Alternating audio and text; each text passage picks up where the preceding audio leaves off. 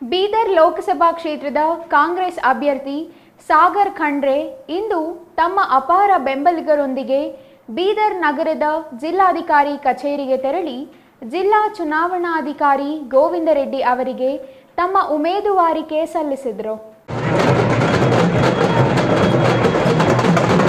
ಬೀದರ್ ನಗರದ ಬಸವೇಶ್ವರ ವೃತ್ತದಿಂದ ಅಪಾರ ಬೆಂಬಲಿಗರೊಂದಿಗೆ ಮೆರವಣಿಗೆಯಲ್ಲಿ ಸಾಗಿದ ಅಭ್ಯರ್ಥಿ ಸಾಗರ್ ಖಂಡ್ರೆ ನಗರದ ಬಸವೇಶ್ವರ ವೃತ್ತ, ಅಂಬೇಡ್ಕರ್ ವೃತ್ತದ ಮೂಲಕ ನಗರದ ಗಣೇಶ ಮೈದಾನದಲ್ಲಿ ಕಾಂಗ್ರೆಸ್ ಪ್ರಚಾರ ಸಭೆಯಲ್ಲಿ ಭಾಗಿಯಾದರು.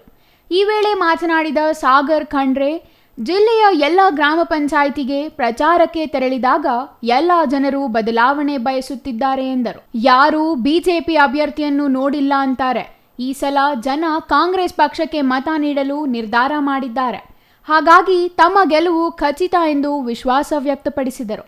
ಜಿಲ್ಲಾ ಉಸ್ತುವಾರಿ ಸಚಿವ ಈಶ್ವರ್ ಖಂಡ್ರೆ, ಪೌರಾಡಳಿತ ಸಚಿವ ರಹೀಂ ಖಾನ್, ಎಂಎಲ್ಸಿ ಅರವಿಂದ್ ಕುಮಾರ್ ಅರಳಿ, ಮಾಜಿ ಸಚಿವ ರಾಜಶೇಖರ್ ಪಾಟೀಲ್ ಈ ವೇಳೆ ಸಾಥ್ ನೀಡಿದರು. ಇವತ್ತಿನ ದಿವಸ 17ನೇ ತಾರೀಕಿಗೆ ನಾವು ನಮ್ಮ ನಾಮಪತ್ರವನ್ನು ಸಲ್ಲಿಸಿದ್ದೇವೆ. ನಮ್ಮೆಲ್ಲ ನಾಯಕರ ಜೊತೆ, ನಮ್ಮ ಬಿ.ಫಾರ್ಮ್ ಜೊತೆ, ಮತ್ತೆ ಇವಾಗ ರ್ಯಾಲಿ ಮುಖಾಂತರ ನಾವು ಗಣೇಶ್ ಮೈದಾನಕ್ಕೆ ಹೋಗ್ತಾ ಇದ್ದೀವಿ. ಅಲ್ಲಿ ಒಂದು ಸಮಾವೇಶ ಮಾಡ್ತಿದ್ದೀವಿ. ನಮ್ಮ ಎಲ್ಲ ಕಾಂಗ್ರೆಸ್ ಪಕ್ಷದ ಮುಖಂಡರು ಹಾಗೂ ಕಾರ್ಯಕರ್ತರು ಹೆಚ್ಚಿನ ಸಂಖ್ಯೆಯಲ್ಲಿ ಬಂದಿದ್ದಾರೆ ನಮಗೆ ಆಶೀರ್ವಾದ ಮಾಡುವುದಕ್ಕೆ.